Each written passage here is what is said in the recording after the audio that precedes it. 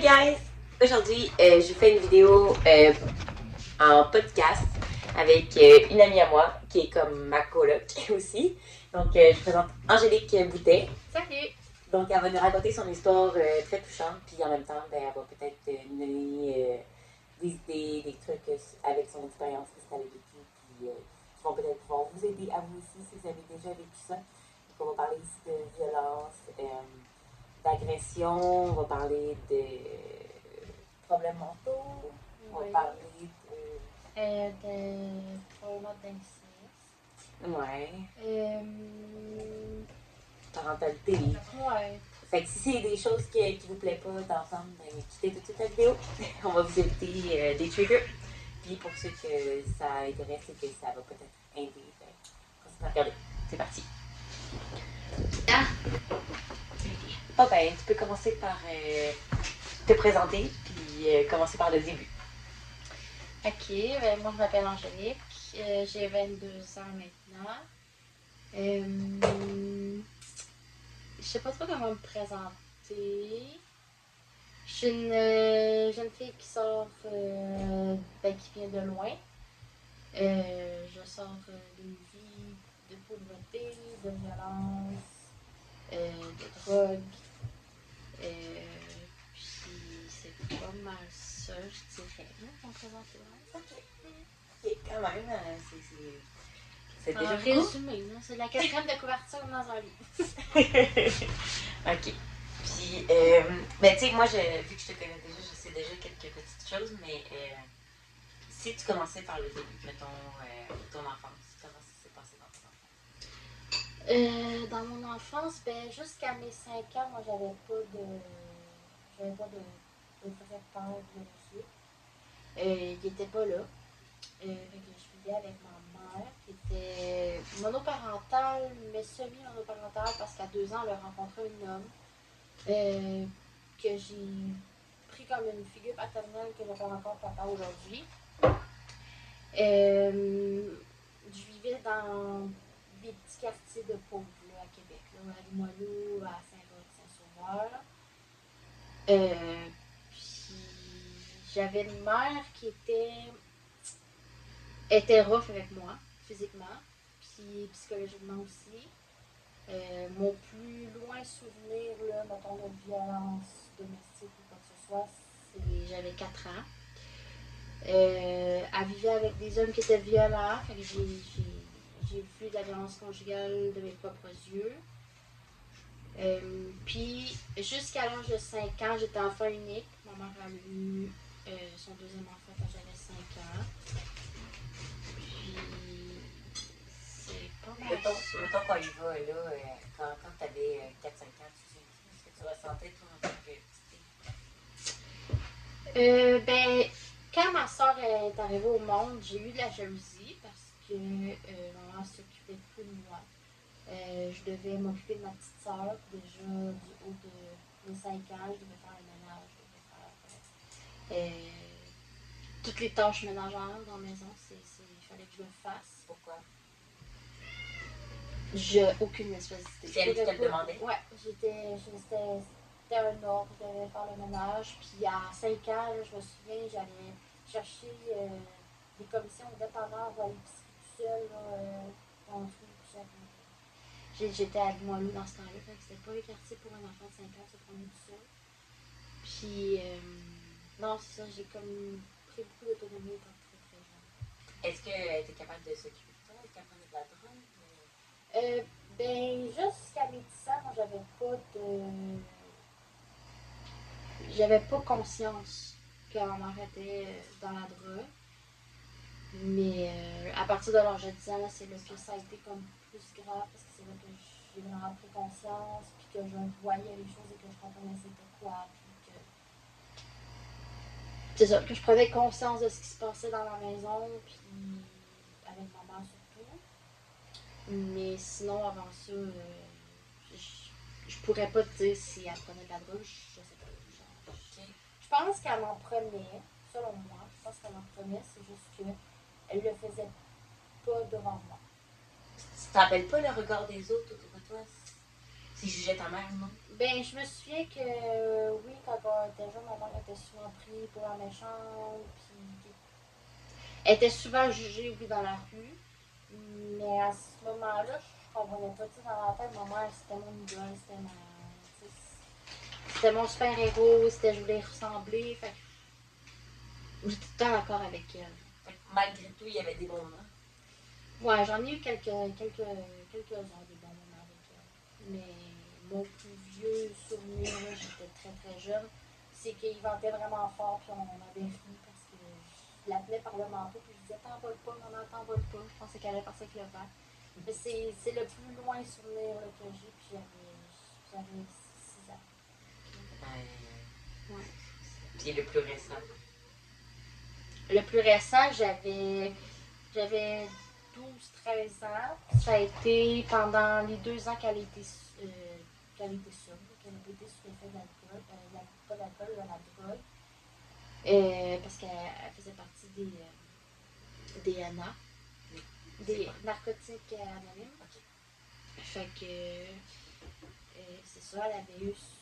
Ça a été un 2 ans, elle a pu savoir son jeton de 12 ans, mais après ça a rejeté.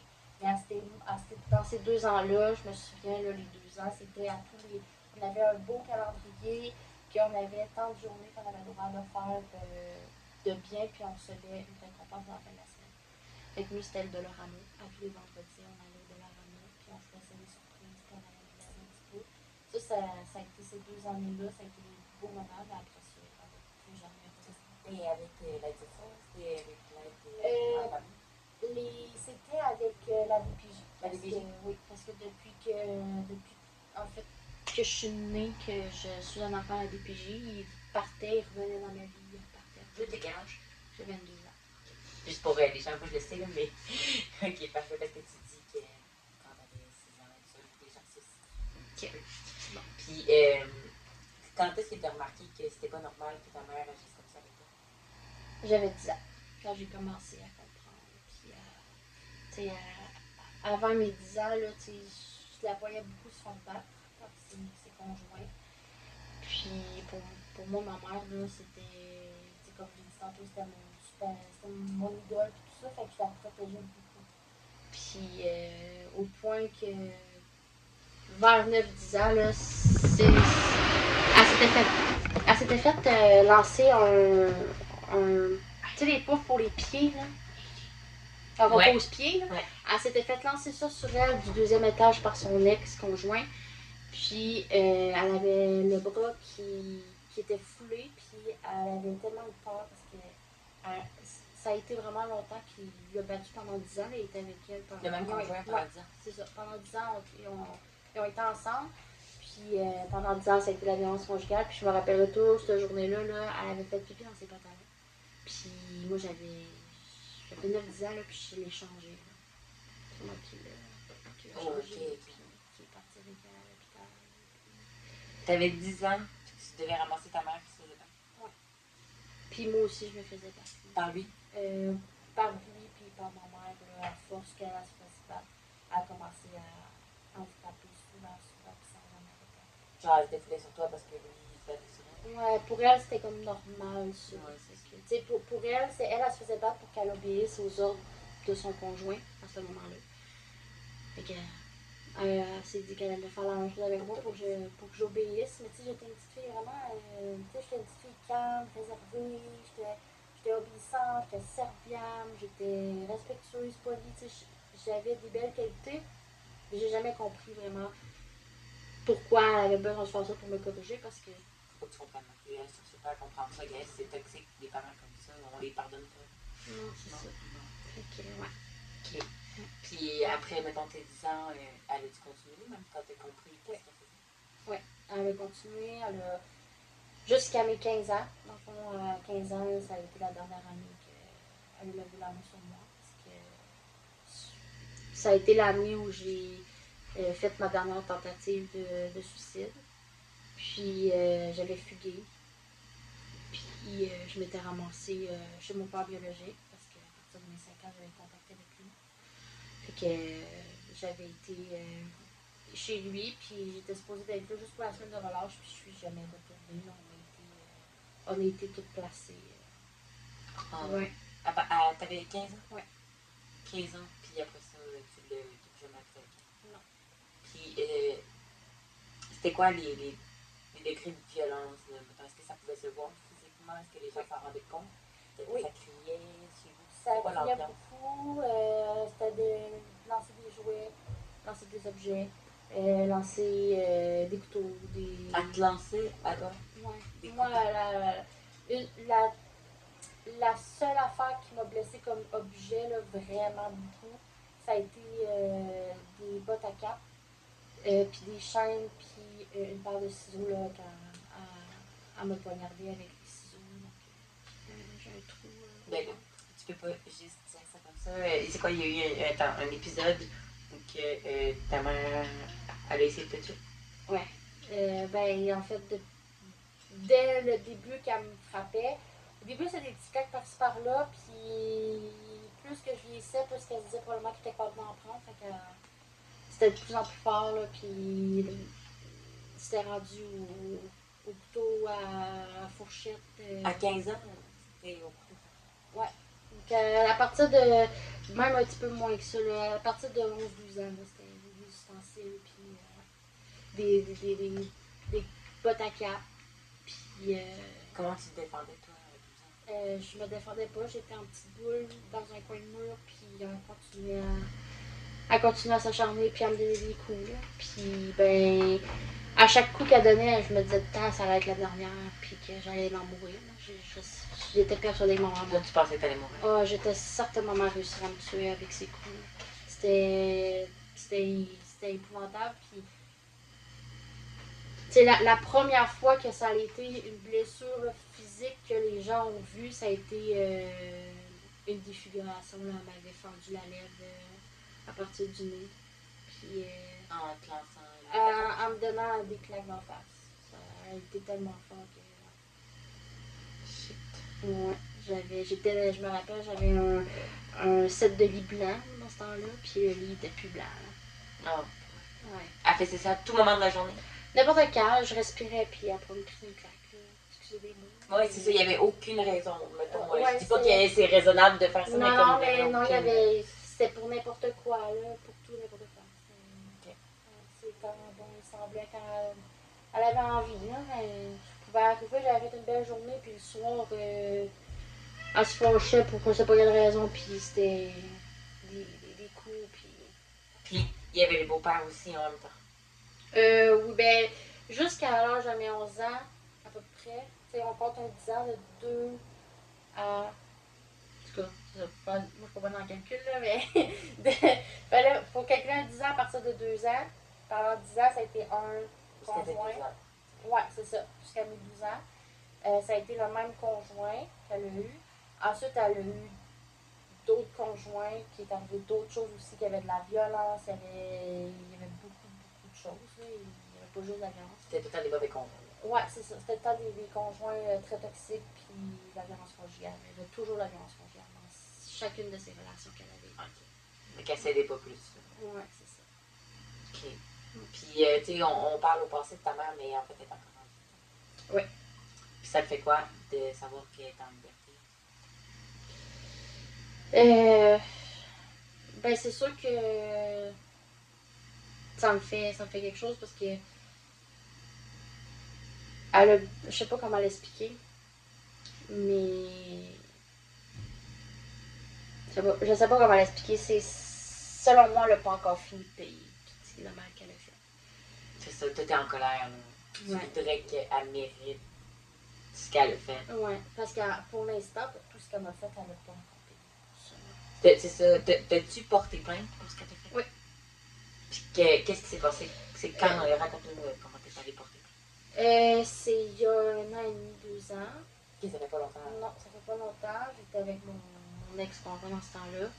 Puis, dans le fond, elle pouvait être des mois sans me contacter. Ça pouvait passer 3 mois, 6 mois sans qu'elle me parle, sans qu'elle m'écrive, sans qu'elle m'appelle.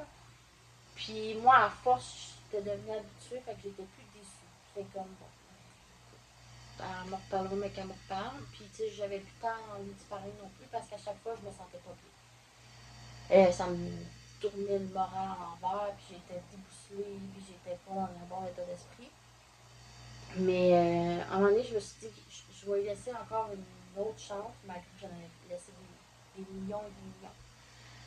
Puis ça avait bien été au début. Ça a duré une semaine, ça avait bien été. Puis la deuxième semaine, ça a mal viré, puis c'était à cause qu'elle m'avait appelé en FaceTime. Puis tu sais, j'avais demandé est-ce que tu consommes encore, tu sais. Dans ma tête, je le savais que oui, mais je me suis dit peut-être que pendant la première semaine, elle n'avait pas l'air d'être sous l'effet de la drogue, donc là, c'est peut-être qu'elle a arrêté. Fait que j'ai demandé la semaine d'après. Puis elle m'a dit oui, oui, j'ai arrêté tout ça. Puis la journée même, elle m'a FaceTimé, puis elle avait des propos incohérents, elle faisait des gestes. Tu sais, moi, à force, avec les années, j'étais capable de savoir quand à ce moment elle était intoxiquée dans la drogue. Fait que je l'ai vu que c'était faux qu'elle avait arrêté. Ok, toi, elle disait qu'elle avait arrêté. Ouais, c'est ça. Fait que j'y en ai parlé, puis je l'ai ramassé, comme on pourrait dire. J'ai dit c'est qu'à vérité, puis j'étais vraiment fâchée, puis je voulais plus rien savoir à ce moment-là parce que j'étais donnée quand même en pleine face en plus de tout le mal qu'elle m'avait fait. Fait que elle s'est fâchée à cause de ça, puis elle m'a menacé de me tuer, puis elle m'a dit que je devais du respect, tout ça. Fait que moi j'étais comme. Puis toi, tu m'as donné du respect tous les 15 ans de ma vie. Hein? Fait que ça a mal viré, puis elle m'a fait des menaces, puis c'est là que j'ai décidé de porter plainte. Je me suis dit, c'est terminé. Je voulais lui montrer que j'avais plus peur d'elle. Fait que j'ai fait la plainte, puis j'ai pas eu encore de nouvelles là, pour le processus, mais c'est devant. C'est dans les mains d'une procureure de la couronne. Puis quand tu réalises que tu t'es fait bien recevoir par les policiers? Oui, ben dans le fond, je les ai rencontrés, j'étais sur mon lieu de travail. J'étais barmaid, puis. Ton lieu de voir à ta job? Ouais, ils sont venus me voir ma job, puis ils ont pris mes dépositions. C'était 2 femmes, puis ils étaient super gentils. Ouais, vraiment, là, ils étaient vraiment, vraiment fins. Ils m'ont écouté, j'ai écrit. Nice. Ouais. On aime ça, les bons policiers. Ouais, j'ai écrit ma déposition, puis j'ai été accompagnée de mon ex-conjoint, parce que j'étais stressée, tu sais. Ouais. C'est ça, mais ça avait bien été, puis j'ai fait ça. Nice. Au moins, tu t'es fait bien recevoir. Souvent, on entend ça des gens que ça va pas bien quand ils. Là, c'est pas sans suite, c'est encore voir le dossier. Ouais. Ok, fait qu'on va se encore court, puis ça fait presque 2 ans. Ouais. Okay, ben, ça doit faire 2 ans. Là. Fait qu'on croise les doigts, guys. Écrivez en commentaire un peu de soutien pour que ça avance pour Angel. Puis, mettons, aussi, il y avait la partie école, tu sais, dans l'enfance. Comment ça se passait pour toi? Tu disais que tu vivais dans un endroit pauvre, dans un quartier pauvre. Parce que là, ce quartier-là, tu sais, j'ai grandi là aussi. Puis, est-ce que tu te faisais intimider? Est-ce que c'était aussi pire à l'école qu'à la maison? Ben, moi, avant ma 3e année de primaire, ça allait bien à l'école. J'avais pas de problème, j'avais pas d'intimidation, j'avais rien. Mais à un moment donné, ma mère elle a dû déménager à Saint-Agapi, dans le coin où mon oncle vivait. Donc mes cousines y vivaient aussi. Puis j'ai une cousine qui est un peu dans mes âges en fait. Puis on allait à l'école ensemble, en 3e année de primaire. Puis elle avait beaucoup de jalousie parce que moi, à force, avec le temps, ma mère déménageait souvent. T'sais, toute ma vie, elle a déménagé souvent. On restait jamais en même place pendant plusieurs mois. Après 3 mois, on changeait de ville. C'est vraiment, on bougeait souvent. Fait que j'étais capable de. Comment on dit ça? S'adapter. Ouais, c'est ça, m'adapter. Puis j'avais une facilité d'adaptation. Fait que ma cousine, elle en était jalouse parce que je m'étais fait des amis quand même rapidement. Puis là-dedans, il y avait 6 amis à elle. Fait qu'elle était pas contente, elle avait de la jalousie. Donc elle s'est vengée, puis elle s'est mise à m'intimider à l'école. Ta propre cousine. Ouais. Ouch. Fait que c'est ça. Je m'en rappellerai toujours, là. J'avais des gougounes, c'était l'été. J'avais été au parc, elle m'avait intimidée avec des amis. J'ai perdu ma gougoune en courant parce que je suis partie chez nous en pleurant. Fait qu'elle a pris ma gougoune que j'avais perdue, puis elle l'a mis dans la poubelle dans une couche de bébé plein d'excréments. Fait que ça a commencé comme ça jusqu'à mon secondaire 1, mais au premier secondaire 1 parce que j'ai doublé après.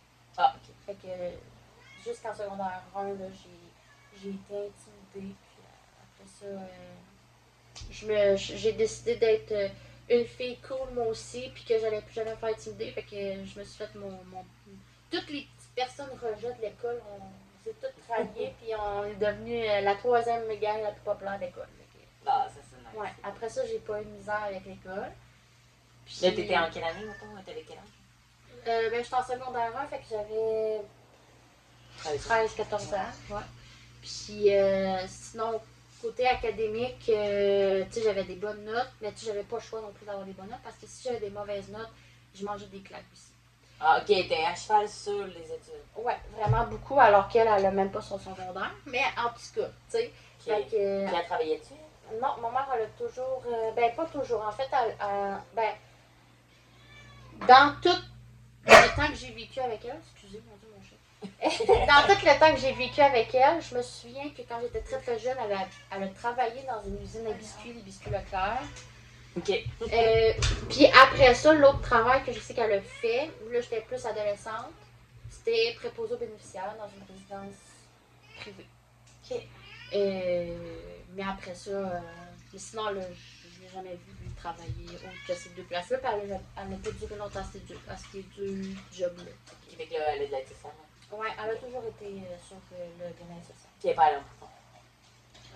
Oui, elle est en prison. Elle est allée en prison? Ouais. Mais pas pour ça? Non, ma mère est en prison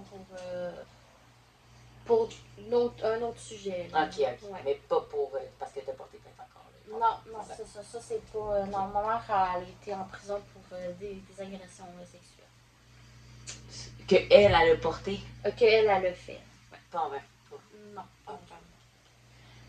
Puis, mentalement, avoir une mère là, qui s'occupe pas de toi, puis un père qui est pas là, ça crée quoi, ça, comme pour une petite fille?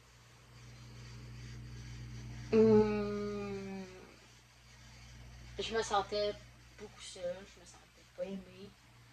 Surtout qu'en plus, les fois que ma mère était gentille, ça durait pas longtemps après son frappé. Je me demandais toujours si j'avais ma place dans ce monde-là. Puis je me demandais si je faisais honte à ma mère. Je me demandais si elle m'aimait vraiment.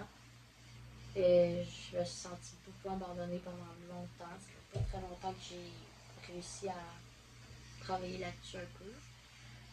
Puis ça a causé des traumatismes qui ont fait en sorte que j'ai eu un trouble de personnalité limite. Ça a causé des problèmes de santé aussi. Puis ouais, ça l'a beaucoup. Mais ça fait la femme que je suis aujourd'hui. Malgré tout. Ton caractère. Ouais. Malgré tout, je trouve que j'ai quand même bien viré. Mais ouais, être petite, je me sentais mal aimée, abandonnée. Je me sentais tout seul. Fait que la seule affaire qui faisait en sorte que je me sentais moins seule, c'était d'écouter de la musique. La musique faisait en sorte que c'était ma voix. Là. Ça chante. J'écoutais des chansons que ça aurait pu être moi qui aurais pu écrire. OK. Ouais. Tu réussissais quand même à créer ton petit monde. Ouais, mais c'était difficile de pouvoir. C'était difficile d'avoir la tranquillité par chez nous parce que c'était toujours de la violence, toujours du criage, toujours. Puis tu sais, on était quand même plusieurs enfants aussi, là, fait que c'était du brouhaha beaucoup. Tu sais, je me sentais jamais en sécurité dans mon propre chez moi, là, jamais. Tes frères et sœurs aussi? Non, mes frères et sœurs, je les ai épargnés de ça. Quand ils faisaient une bêtise, je mettais sur ma faute. Je voulais pas qu'ils vivent ça. Parce que moi, rendu là, après ça, je me suis dit, je vais juste finir ma vie comme ça. Là. OK, tu t'es dit, je préfère qu'eux ils ne touchent pas. C'est ça. Moi, tant qu'à ça, je me fais toujours frapper. Ouais. Fait que je les ai préservés. Fait qu'ils n'ont jamais été touchés? Jamais. À part serrer le bras une fois ou deux, mais jamais des claques ou des coups de poing ou rien de vraiment violent. Tu sais, serrer le poignet, tu sais, ça c'est quelque chose qui est quand même assez. Ça veut pas dire que tu prends le poignet de ton enfant que tu te bats, là. Fait que ça c'était correct, mais sinon le reste, non, ça va m'arriver. Puis tu voyais-tu une différence d'amour avec tes frères à cause de ça? Par rapport à mes frères et sœurs puis ma mère, ouais. Ça les aimait plus ou moins ou. Ouais. Non. Non. Tu voyais aucune différence? Aucune différence. Ah. Quand j'ai été à 5 ans, quand j'ai eu ma première sœur, oui. Parce que là, tout d'un coup, j'avais plus d'attention. Elle donnait au bébé. Mais après ça, en vieillissant, là, à partir de 8-9 ans, là, j'ai jamais senti que je me faisais moins aimer ou plus aimer que les autres. Au contraire, on était aimés pas mal en même manière. Mais il y avait un petit côté de moi qui sentait que je me faisais moins aimer que les autres parce que moi, je me faisais frapper.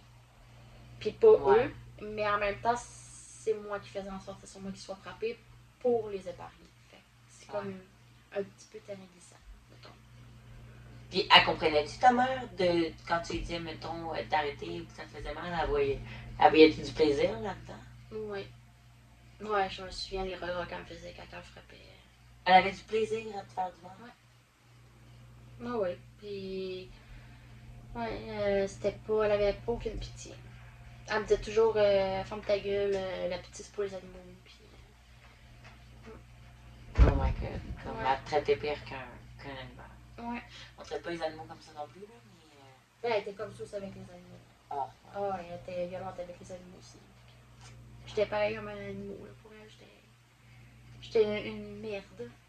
Puis, elle vous disait-tu des fois pourquoi elle vous a eu? Disais-tu qu'elle traitait de savoir mieux? Moi, elle me le disait. Avoir un enfant. Moi, elle me le disait. À mon frère, ma soeur, elle le disait pas. Mais à moi, elle me le disait souvent. Elle était capable de me faire, de me tuer. Puis, tu sais, parce que ça a l'air que j'étais donc bien difficile pour elle mentalement. Puis, tu sais, elle me disait des fois là, qu'elle avait honte. Puis, elle me traitait de plein de noms. Puis, ouais, elle a vraiment. Elle a pas fait quelque chose pour faire en sorte que je me sente pas comme une mère. Ok, t'as jamais vu aucun signe de maternité? Non, pas vraiment. Puis, tu sais, je sais que moi, je suis un enfant qui n'était pas nécessairement voulu parce que j'ai su il n'y a pas si longtemps que ça, par mon père biologique, que moi, je suis une histoire de fuck friend. Ok, fait que t'es contact avec ton père biologique. Oui, mon père biologique, j'ai contact avec lui. Je le vois pas souvent, mais quand je le vois, ça va bien. Je le vois quand il va bien parce que mon père, il faut savoir que mes parents sont atteints de maladie mentale. Mon mère, c'est la bipolarité. Mon père, c'est la schizophrénie. Le biologique, on parlait de tes parents biologiques. Ouais, mes parents biologiques. Puis mon père biologique, ben c'est ça. Je le vois quand il va bien. Puis quand il est dans une phase de sa schizophrénie, là, je le vois pas. Puis j'attends qu'il aille mieux. Parce que j'ai été là à ces moments qu'il y avait des psychoses et tout ça, mais ça avait mal viré, puis moi j'étais pas bien là-dedans. Maintenant, je le vois juste quand ça va bien. Mais c'est lui qui m'a dit. Ouais, c'est ça. Mais moi, je sais autre chose aussi à propos de ton père et de ta mère. Ta mère, présentement, tu sais où est-ce qu'elle reste? Oui. Puis, est-ce que tu veux dire aux gens? Ben là, ça a changé il y a quelques jours. Okay. Mais ma mère, elle est sortie de prison. Puis, elle a été hébergée chez mon père biologique. Puis, moi, ça fait en sorte que je me suis braquée, puis j'allais plus voir mon père. C'est ça, là, ça s'est-tu un peu avec. Mais là, elle est rendue, il m'a texté il y a quelques jours pour me dire qu'elle avait déménagé avec son copain. Là, elle est rendue avec un autre copain encore. Et puis là-bas, que je vais pouvoir retourner voir mon père. Tu avais un repère, puis comme elle te l'a encore gâché, comme on dirait qu'elle a fait tout pour encore la vie. Surtout que le repère que j'ai, c'est un repère qui est comme instant. Fait que, tu sais, elle me l'a enlevé pendant quelques mois. Tu sais, elle n'a aucun repère. Ma mère, avant d'être en prison, elle était itinérante. Ah, ok. Elle n'a pas de repère. Avec toi? Elle était itinérante avec toi? Non, moi, non. Ma mère, quand je vivais avec elle, on déménageait souvent, mais on avait toujours au moins un toit sur la tête. C'est pour ça je peux la remercier. Mais ça reste que on dormait un petit peu partout. On squattait, mais on n'était pas dans la rue. Mais elle a vécu vraiment dans la rue. Là. Je l'ai su il y a à peu près 3-4 ans là, quand je l'ai croisée ici au palais de justice, sur la rue Saint-Joseph. Elle était dans une fontaine en train de se laver. Ouais. Ça faisait des mois et des mois que je n'avais pas de nouvelles d'elle. Puis c'est comme ça que j'ai su qu'elle était itinérante. Elle se prenait avec son pack-sac, puis elle se lavait dans la fontaine. Oh. Ça a été comme ça pendant un bout parce que j'ai réussi à avoir des nouvelles, des informations par groupe Rivière qui normalement ne peut pas donner d'informations, mais que moi je leur ai dit que ça faisait des mois que je cherchais ma mère, que je ne savais pas était où, je ne savais pas si elle était vivante, puis ils m'ont pas dit beaucoup de choses, puis la dame, je ne peux pas nommer son nom parce que sinon ça serait un bruit de confidentialité qu'elle fait, mais elle m'a dit, la seule chose que je pourrais te dire, là, que je vais te dire, c'est que je l'ai vue il y a quelques jours. Fait que moi je savais qu'elle allait à la Rivière, peut-être pas tous les soirs, mais elle avait quand même une chambre là-bas. Ok, au moins tu savais. Mais genre, tu cares en. Voyons, tu cares. Tu voulais quand même savoir si elle allait bien, genre, malgré tout? Oui, j'ai toujours été, depuis que j'ai 15 ans, malgré tout le mal qu'elle m'a fait, puis la peine que j'ai eue, puis comment j'ai été blessée, puis tout ça, je continuais quand même à regarder les nouvelles. J'avais toujours peur que. Parce que je savais jamais ce qu'il était. J'avais toujours peur qu'il parle d'un féminicide à cause de des relations de violence conjugale. J'avais toujours peur qu'elle passe une nouvelle, fait que je regardais chaque féminicide qui se passait. Des fois, des fois, c'était des itinérants qui mouraient. J'avais tout le temps peur qu'elle soit morte. Parce que malgré tout, il y a un côté de moi que je sais que si elle meurt, je vais être anéantie quand même. Parce que ça a été longtemps mon point de repère, mon idole, malgré tout. Fait que c'est compliqué à expliquer. C'est comme de l'amour enlevé. Ta relation avec elle maintenant, on n'en a pas. On n'a pas de contact, on n'a pas de. Tu veux pas avoir de contact? Non, puis de toute façon, je peux pas. Là, ça interférerait aussi avec ma plainte. Ok, c'est ça. Avec ta plainte, tu n'as pas le droit non plus d'entrer en contact avec elle. Mais elle n'a pas le droit de rentrer en contact avec moi, mais tu sais, je me dis, si je fais une plainte, je ne fais pas exprès non plus. Ouais. Puis, tu sais, de toute façon, ça me donne rien de prendre contact avec elle, là, parce que ça me fait du mal à chaque fois. Puis, tu sais, elle est tout le temps en train de mettre ça sur ma faute. Puis, la dernière fois, je lui ai parlé au téléphone, justement, ici, en FaceTime. Puis, elle me faisait sentir coupable de ne pas vouloir la voir. Fait que c'est tout le temps la même affaire qui revient. Fait que j'ai pas besoin de ça. Puis, qu'est-ce que tu fais? Mettons, là, tu essaies de comme éloigner tes parents comme repère. C'est quoi maintenant tes nouveaux repères? En tant que fille indépendante, là, puis adulte, qu'est-ce que tu fais maintenant pour te sortir de la misère qu'elle t'a mis? Ben, pendant 6 ans, le repère, c'était la même personne, c'était mon ex. Mais avec le temps, je réussis à prendre ma copine comme repère. Mais j'essaie de pas trop le faire parce que si un jour ça finit, je vais encore tout reperdre. Puis j'ai pas envie de revivre ce sentiment de tout reperdre là. Fait que j'ai aussi mes 3 meilleurs amis. C'est quand même un repère, ils ont été beaucoup là pour moi dans des situations difficiles comme des bonnes situations aussi. Mais ouais, j'essaie de prendre mes amitiés comme repère, mais pas trop parce que je veux pas non plus leur en mettre sur les épaules. Je veux pas être lourde. J'ai tout le temps peur d'être lourde. Ça fait partie de mon TPM de tout le temps avoir peur de déranger ou d'être trop. De pas être assez. Ouais, c'est ça. Elle me disait souvent que j'étais pas assez, que j'étais pas comme qu'elle voulait. Puis. T'étais pas à son goût, fait que t'es personne. Ouais. Ouais. Fait qu'il y a ce sentiment-là. Tu le ressens à chaque fois. Mais tu t'es encore donné comme repère des gens, fait que c'est dangereux, c'est comme un jeu risqué. C'est ça. Pendant longtemps, je voulais pas. T'sais, après ma rupture, j'étais des mois à rien vouloir savoir d'avoir des repères. Puis inconsciemment, je me suis rendu compte que finalement, je n'avais des repères. C'était mes 2 meilleurs amis qui étaient là pendant ma rupture, puis qui ont été là aussi pendant que j'étais avec lui. Fait qu'ils connaissaient l'histoire, puis tout ça. Fait qu'ils m'ont aidé beaucoup. Fait qu'inconsciemment, c'était mes repères, mais j'en avais pas pris conscience encore. Ah, ok. Ça fait quelques mois. Ouais, c'est ça. Mais ça fait quelques mois que je sais que si demain matin ça va pas, c'est eux, je vais aller voir. Ouais, fait que c'est eux mon repère, puis ben, tranquillement, c'est ma copine aussi qui commence à me donner. Ouais. Puis, t'avais-tu aussi psychologue, thérapeute, t'avais-tu ça aussi comme repère? Oui, j'ai une psychologue pendant quelques mois, mais là, elle a fermé mon dossier parce que j'ai déménagé loin de où c'était.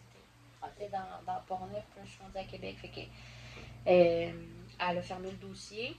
Puis j'ai eu d'autres psychologues aussi avant, j'ai eu des psychiatres, j'ai encore un psychiatre aujourd'hui, j'ai eu des intervenants de la DPJ, j'en ai eu, mais je parlais jamais. Ça fait pas longtemps que j'ai commencé à parler vraiment à des professionnels parce que je n'étais pas quelqu'un qui parlait, puis surtout avant mes 15 ans, j'étais beaucoup à défendre ma mère, à la protéger, puis surtout protéger le fait de mon lien avec mes frères et sœurs. Je ne voulais pas les perdre, fait que j'ai comme, ben, C'était tous des pères différents? Oui, 3 pères différents là, du côté de ma mère, puis du côté de mon père, j'ai 2 sœurs, pas de la même mère. Est-ce que tu connaissais leur père? Est-ce que tu habitais avec eux? Oui.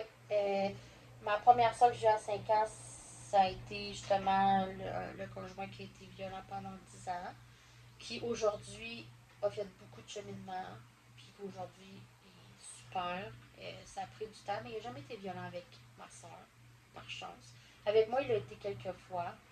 Mais il t'a frappé? Ouais, il m'a frappé quelques fois, mais c'est comme vraiment des claques. Hein. Des claques en arrière de la tête ou ses fesses. C'était pas des coups de poing, puis c'était pas la même affaire qu'avec ma mère. Et c'est pour ça que j'ai gardé contact avec lui, parce que justement, j'ai vu qu'elle changeait, j'ai vu qu'elle avait été chercher l'aide. Puis il prend soin de ses enfants. Puis pour moi, je suis comme sa fille aussi encore, là, quand les gens demandent comment un enfant, il dit 3. Okay.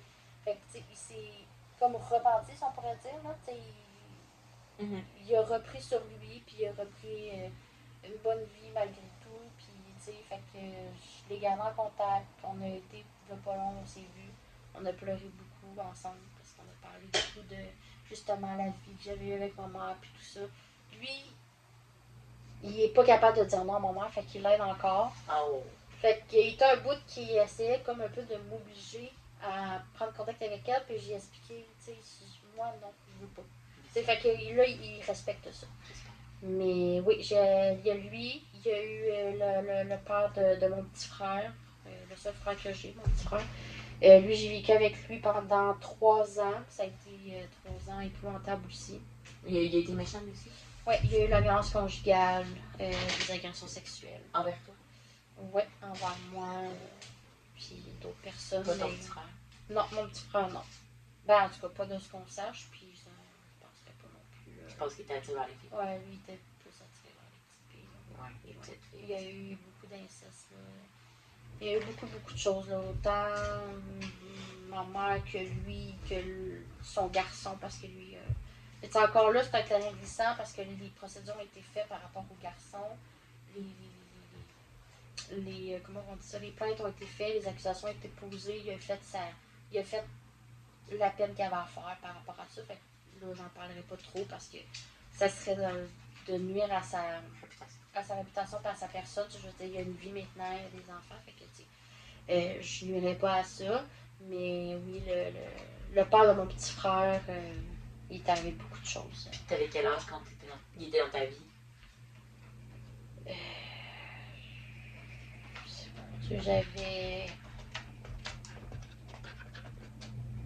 J'avais 13. Début secondaire? Ouais, j'avais 13 ans. Okay. Ça a duré jusqu'à mes débuts de 15 ans. Puis après ça, ça a été un autre conjoint encore. Puis ça a eu beaucoup de violence. Avec un autre enfant? Ouais. Non, pas d'autre enfant. Ben oui, mais non. Finalement, elle a perdu. OK. Mais en fait, c'était mon oncle. Le beau-père, c'était ton nom? Ouais, mon beau-père, c'était mon oncle. Oh. Le dernier c'est frère avec ton père? Le frère à ma mère. À ta mère? Oh, hein? Ouais. Elle a couché avec son propre frère? Ouais. Ben, sur 3 frères, elle a couché avec ses deux frères sur 3. What? Ouais. What? Je veux mettre ça dans le titre. Ouais, comme je te dis, il y a eu beaucoup d'inceste et tout ça. My God. Ouais. Lui, il n'a pas eu d'agression sexuelle par rapport à moi ou par rapport aux enfants. Mais c'était assez spécial. Ouais, tout est spécial dans ce que tu me dis, puis moi je focus juste là-dessus, là, mais comme je m'attendais pas à ça. Ouais. Si je m'attendais à. Des grosses révélations. Dans le même thème, mais l'inceste est encore. Ça n'a aucun bon sens. Ça veut dire que la famille qui est autour d'elle aussi est dans ce pattern-là. Ouais. C'était un gars dans une gang de rue à Montréal. Je dirais pas le nom parce que c'est ça. Mais il était dans une gang de rue. Il y avait violence conjugale, beaucoup aussi. Violence psychologique encore une fois. Puis ben aussi le fait que c'était mon oncle à la base. Tout est écoutant dans ce que tu racontes, ça n'a pas de sens. Puis les les autres beaux-pères, c'était après, quand t'étais plus chez ta mère? Ben non, je vivais avec eux, avec ma mère. Ok, puis il y en avait-tu un qui était gentil dans cette année? Non. Aucun père. Aucun beau-père a été fin. Avec ma mère ou avec moi. Même pas avec elle. Fait qu'elle avait même pas aucun respect envers elle-même. Ouais. Ça n'a pas de sens. Fait que t'as jamais eu de rôle parental correct. Non. Au début, j'en ai eu un, celui qui est le père de mon petit frère. J'en ai eu un qu'au début de la relation, je croyais que il m'aimait comme belle-fille, puis qu'il prenait ma défense parce qu'il croyait que ça n'avait pas de bon sens comment on me traitait. Mais finalement, c'était des mauvaises intentions qu'il avait dans la vie. Ça, c'est lui qui t'a agressé. Ouais. Avec ses intentions. Ouais, c'est celui qui m'a agressé qui aujourd'hui est en prison. Lui t'a porté plainte? Oui, j'ai porté plainte. On a fait 15 ans. 15 ans, ça n'a pas rapport. Pas juste 15 ans. On a fait 4 ans de cours de justice. Ouais. C'était mineur. Oui. En plus. Ouais, ça va durer 2013 à. 2013 à. Non, ça a duré un an et demi. Jusqu'à temps que ma mère finisse par le lâcher puis qu'elle aille avec son frère. Ah, tout le temps aller chercher des frères, là, on se calme. Mais pas juste les propres frères. Aujourd'hui, j'en ris. Aujourd'hui, j'en ris parce que c'est ridicule. Ben, tu fais bien d'en c'est pathétique.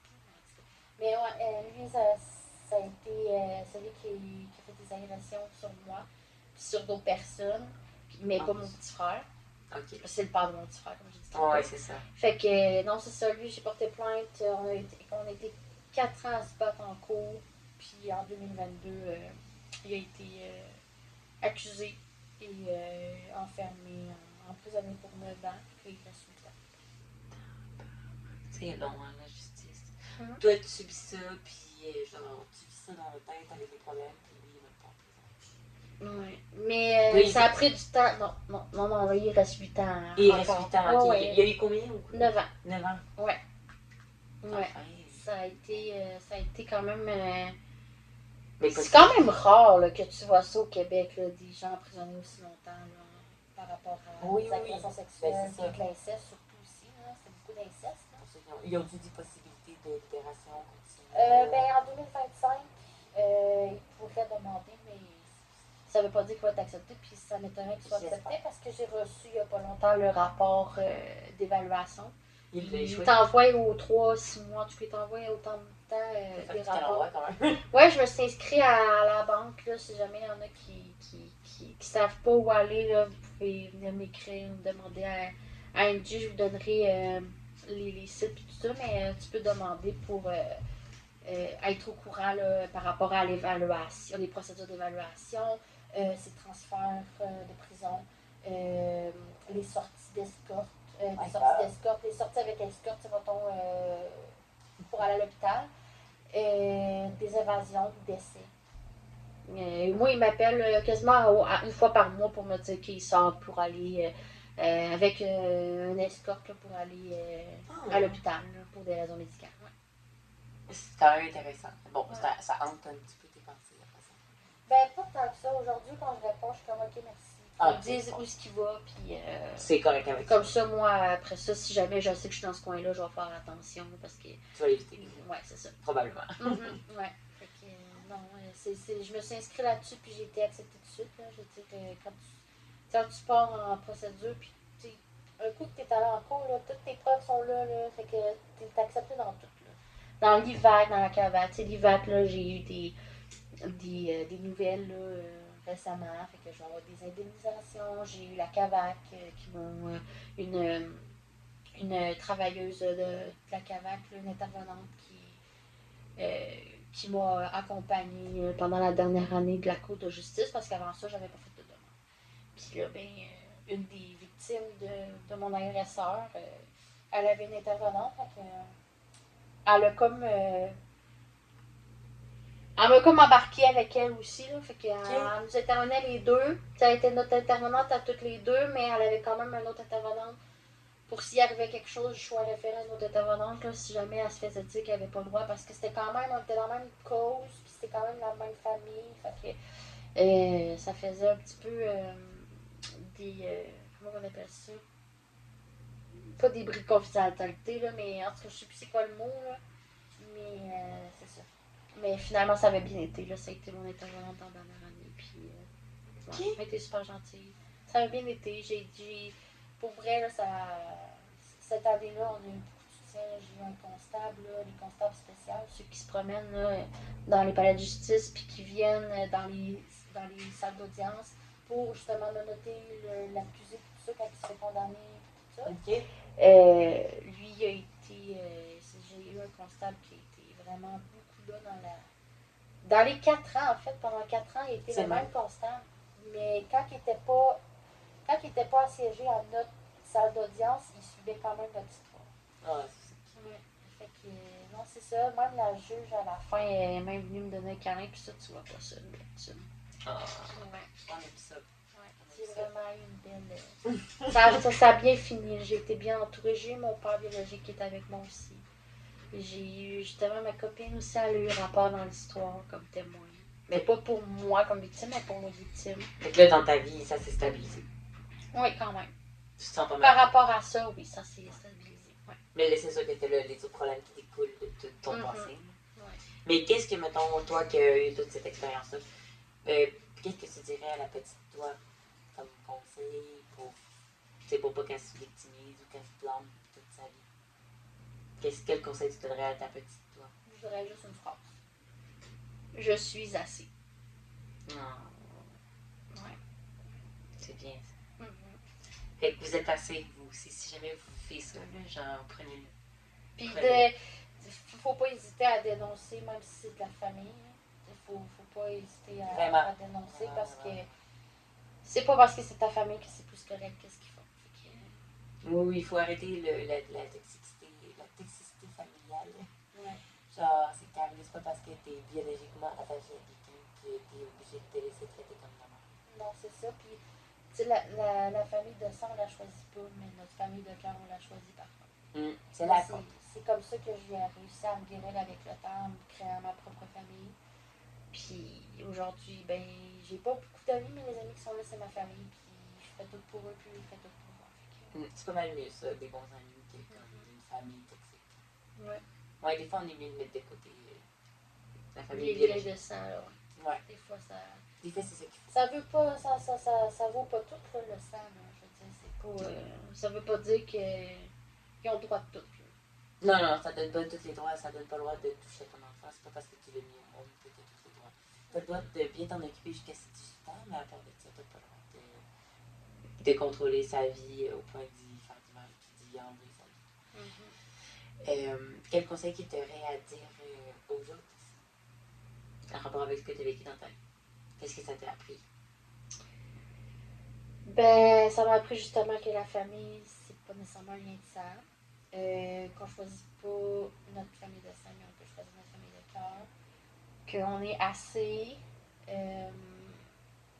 Puis que c'est dans le. Comment on pourrait dire ça? Dans la noirceur, il y a toujours une petite fissure de lumière. Ah, ben attends, ça me rappelle une citation que j'aime trop, là, c'est sans la noirceur, nous ne pourrions pas voir les lumières, les étoiles.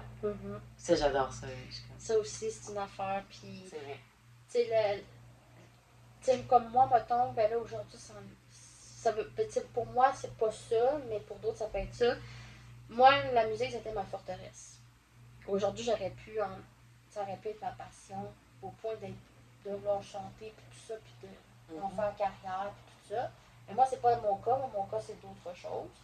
Mais, ça, il y en a que ça peut être le dessin, ça les a défoulés, c'était leur forteresse. Puis, ils trouvent ça calme, mettons que ça soit une passion, puis de vivre de ça, mais genre, faut pas que genre, tu leur dis de foncer dans la passion.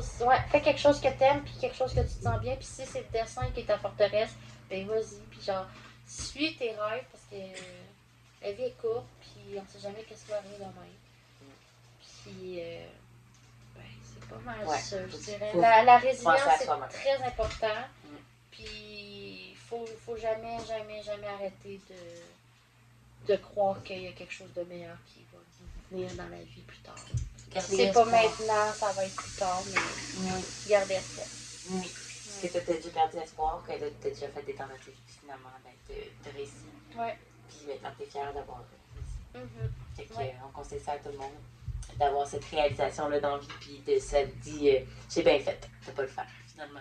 Oui, parce qu'aujourd'hui, c'est ce que je me dis après mes nombreuses tentatives. Je me dis, finalement, je suis contente que spirituellement, la vie n'ait pas voulu que je m'en aille. Selon moi, j'ai encore une mission, j'ai encore quelque chose à faire. Une deuxième Puis chance. je pense que justement, la vie fait en sorte qu'ils veulent que je reste sur Terre pour utiliser ma voix pour aider d'autres personnes. Fait que, aujourd'hui, je fais un pas vers ça. Ben, c'est pas un pas, j'en ai déjà fait d'autres avant. J'ai un TikTok qui prend beaucoup la résilience aussi. Fait que j'ai on va plugger les réseaux sociaux aussi. Mais c'est la première fois que je faisais comme ça. Fait que, en vidéo, fait que merci beaucoup. Puis allez voir ses réseaux, allez commenter la vidéo, puis dites-lui, donnez-lui plein d'amour, puis allez lui poser toutes les questions, puis elle va vous répondre toutes les questions que vous avez en tête. Ça va me faire plaisir de répondre à n'importe quoi. Ça peut être n'importe quel sujet. Je suis ouverte d'esprit, comme vous pouvez voir. J'ai pas vraiment de sujet tabou. Je les ai pas mal toutes vécues. Fait que si vous avez des questions, n'hésitez pas. Puis des ressources, puis tout ça. Là, elle en a vécu des choses, fait qu'elle a des ressources en masse. Donc n'hésitez pas. J'ai plein de conseils aussi. J'ai plein de petits trucs avec le temps que je me suis forgée. Puis je peux aider. Fait que si je peux aider quelqu'un, ben ça va me faire plaisir. Puis c'est ça. Puis elle habite avec nous. Elle habite en bas. Donc, si jamais vous voulez la revoir dans une autre vidéo, j'invite à me le dire. Ça va être facile pour moi de la réintégrer dans une vidéo. Puis moi, ça va me faire plaisir. Puis oui, tu vas vouloir revenir? Oui. Non, plus jamais. Plus jamais. Venez pas. Puis si jamais vous voulez voir d'autres vidéos comme ça, donc d'autres vidéos podcast, dites-nous dans les commentaires. Puis sur ça, merci d'être venu à mon premier podcast. C'était vraiment le fun d'entendre ton histoire, super touchante. Puis on espère que tu continues dans ta vie dans cette direction-là. Oui. Je te souhaite tout le bonheur.